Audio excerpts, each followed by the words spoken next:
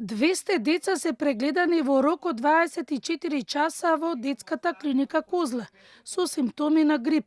Децата се со зголемена температура, отежнато дишење и кашлица.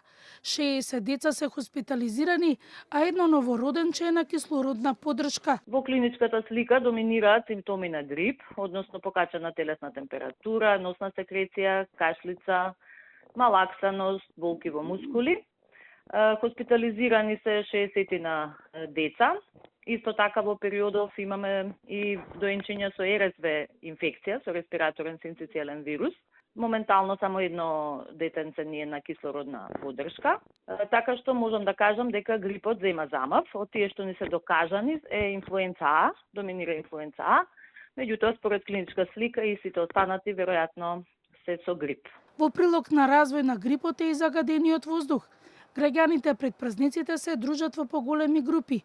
Педијатрите со апел децата да не се носат на масовни настани во затворени простории и болните деца да останат дома, да не одат во училиште и во градинка. Се собираат во молови, во затворен простор, каде што е многу поголема шансата за ширење на инфекциите. Така што родителите секоја можност да ја користат, барем наводно да ги качат децата, бидејќи таму секако воздухот е почист.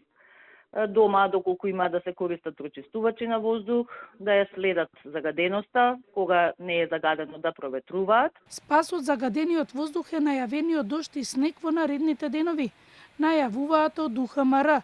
Попладне и во текот на ноќта ќе има повремени локални врнежи од дожд.